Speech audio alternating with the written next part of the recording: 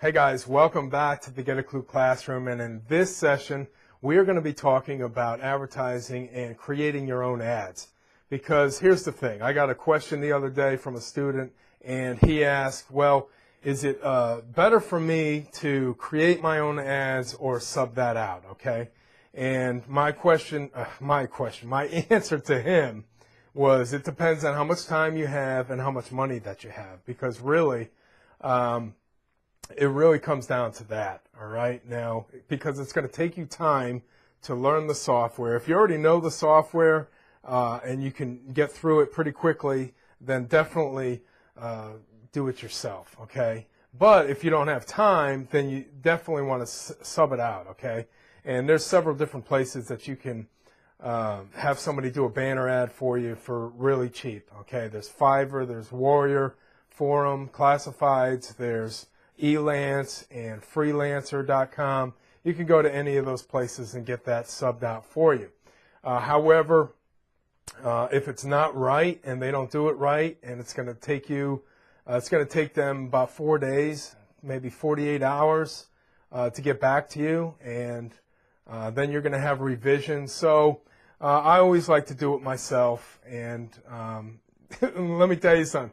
The reason being is because when I started out, I didn't have the money to hire an ad consultant, or I didn't have money to hire an ad agency to do it. And so I learned the software myself. Basically, I do everything myself. That's why sometimes it's cheesy and sometimes it comes out right. But, you know, you don't know until you try it out and you get it out there to the public. So in this session, this workshop, I'm going to talk to you and show you how to do it yourself with the right software. And once you do it yourself, then you can sub your own skill, your own workout for generating income. Anyway, so let me show you real quick on how that's done. I use a program called Fireworks. Now, if you ever remember back in the day,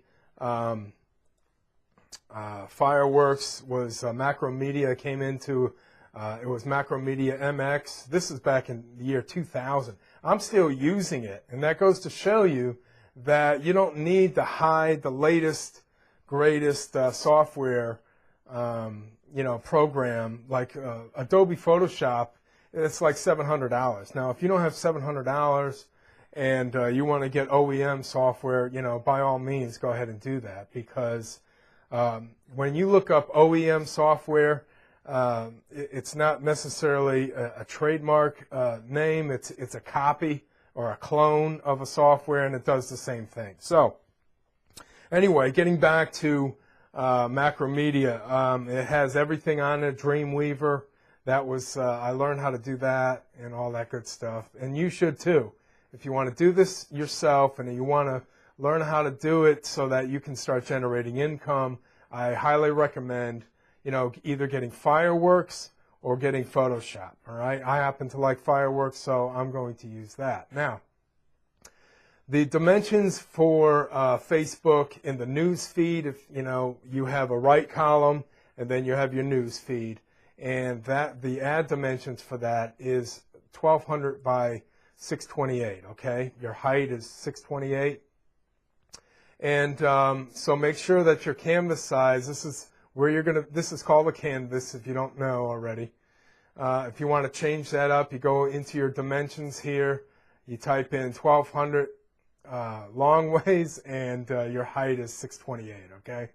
So that's already set. Now, there's 3 key elements that you want in an ad, okay? Obviously, you want great ad copy, number 1. But number 2, you need a human element, okay? You need either, if you're branding yourself or your product, put your face on there on the ad, and you also want a call to action. That's it, just three things: great ad copy, a great headline, the human element, and a call to action. Okay, so I'm going to show you that real quick. Now, when you're doing this, you want to import a structure. Okay, you want to have some type of foundation. Now, I'm using a chalkboard image. And, to be honest with you, graphic design is all about layers and images, okay? over here on your right side you have layers, and this is what it looks like. This is a bitmap that I just imported over here. We're going to import more elements to show you and how that's done, okay? Remember I said the human element, okay? So this is me. I'm pointing to the chalkboard. In fact, what I would like to do, instead of having me float, I had to seat it down here at the baseline, okay? That way, it looks like I'm popping up off the screen. You know, it's just an effect. So I am pointing to the chalkboard, which I'm going to add some text to. All right? Now, just a word of caution that Facebook doesn't like a lot of text. For example, let me show you real quick that one of my ads that got bumped was this one. And, you know, this had too much text on it. I don't know why they don't like a lot of text. Maybe it's confusing. Maybe you're showing off too much. I don't know what the reason is for not having a lot of text. As you can see, you know, I have my headline and then all that. But this ad got bumped, all right? And but anyway, it doesn't have to be just for Facebook, all right? I just shouted out those dimensions, 1200 by 628, so that you would know, all right? This doesn't have to be. You can have this ad on Bing or Google AdWords, all right? Or somebody's blog. Maybe you want to advertise on somebody else's blog. So I'm just going to construct something real simple for you. As you can see, there's 3 elements on here. There's a call to action, there's the human element, and the headline, okay? So basically, if we're going to customize this for Facebook, I'm going to go with as limited amount of text as possible, okay? So I'm just going to promote this. The Get a Clue Classroom is now in session, okay? Obviously, go over to your selection tool so you can format the text. You want to make it bigger. You want to make it white. And you also have different styles. Over here on the right-hand side are different styles for text. If you want it automatic, all right, obviously they don't have large enough fonts. But if you wanted to put colors and if you want to put different colors, different styles, different textures on your text, you can go ahead and do that. But this really, for text, you know, you can, you know, screw around with that, play around with the cropping. All right, so if I'm just using this, I would probably change the color to make it more cohesive to the ad, maybe brown. That's terrible. All right, and it's all about experimentation too. You know, I just happen to use these styles because they're there. I just wanted to show you that if you wanted to create a shape, let's say I wanted to do an elliptical shape like this, and I wanted to have different style to it. All right. This is how they create buttons, like a call to action button. Let me show you how to do that real quick. First, you select the whole entire graphic. You know, choose your colors. It could be simple, and then add your text to it, like click here. I mean, this is the basics 101 when I was learning all this stuff, right? You got to start somewhere. You know, don't shoot yourself in the foot and procrastinate and say that, oh, I can't do it. You know, anybody can do it. It's just whether or not you want to put the effort into it and the time. But that's really simple, okay? So, like I said, it's all about layers, and it's all about getting your shapes and your elements in there, all right? So you can use that as a basic ad. I mean, that's as basic as it gets right there. I still like to play around with different fonts and different colors and things, you know, things that are going to pop out, things that are going to get the person's attention, all right? Now, obviously, this is way too much, so what you do is bring down, crop it down, even use different layers, different fonts. Did you know that Steve Jobs invented all the different fonts because he knew Bill Gates, his friend, was going ahead with Microsoft and that software, and he wanted to get in on the action. He knew it was going to be big. So in order for him to do that, to get in, he created all these different fonts to get on Windows software, and they had a mutual agreement that all Steve Jobs' fonts will go with the Windows software. I thought that was a pretty interesting tip that I found out a long time ago. But anyway, you can screw around with these type of headlines because a lot of it is headline oriented. You know, headlines are 90% of your ad, okay? You can also, you know, mess around with the graphics, the layers, those type of things. You definitely want to have your fonts and everything centered, all right? I don't like that font at all. Some crazy fonts that I like are Guggenspiel, where is that? Or Glockenspiel, all right? And then you can add different bevels and shadows and drop shadows and stuff like that to make it really pop. All right, over here you can put another picture. Let's import something, you know, pretty cool.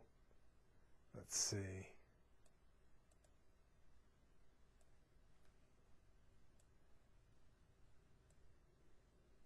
Oh, that's what I was going to say. And then you have a call to action. Now, I wouldn't choose this button, but I wanted to do that for the sake of showing you how to implement the button in there.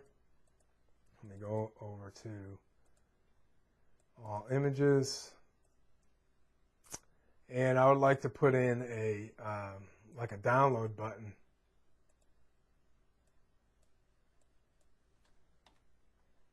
All right, now obviously I implemented a PNG. Now the difference between a PNG and a JPEG, let me show you real quick what that looks like, a JPEG looks like, because you're going to get that white background. And with a PNG file, you don't have that. Let me show you. I don't have a JPEG here. Let me show you a JPEG file. Just when you need one, you can't find one. Now these GIFs and PNG files, they all have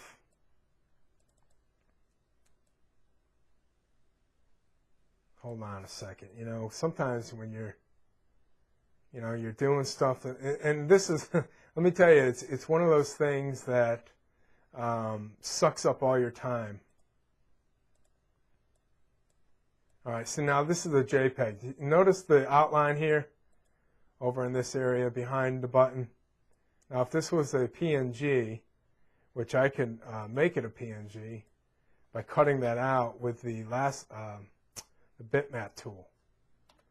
Bitmap tool, you're able to get rid of the colors behind the, that looks terrible. Okay, so we're going to stick with this, all right? This is like, if you wanted to offer a free video,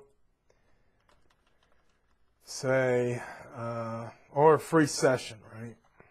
Free session. And they press the download button, and that's your call to action. Really simple, really, unique. Notice how my image is overlapping the other image. It's all about layers. Now, if you want the chalkboard in the background, watch it cut off my finger when I move it up like this. See that? I just placed the chalkboard in front of my image, all right? So that's how you change different images to send something in the backwards or forwards. You got these. These will help you too. This will help you bring your image, whatever image you're working on. Let's say I want to send it all the way back behind the chalkboard. You just go and hit that image. See how it sends it back? And I can bring it all the way to the front. All right, so I like to use those images. It's like WYSIWYG. What you see is what you get. So that's how you do it. That's how you create an ad. You know, again, the Facebook ads are 1200 by 628. Elements for an ad is your headline, the call to action, and a human element, okay? This is David D. from the Get a Clue Classroom. Thanks for tuning in, and we'll talk to you soon.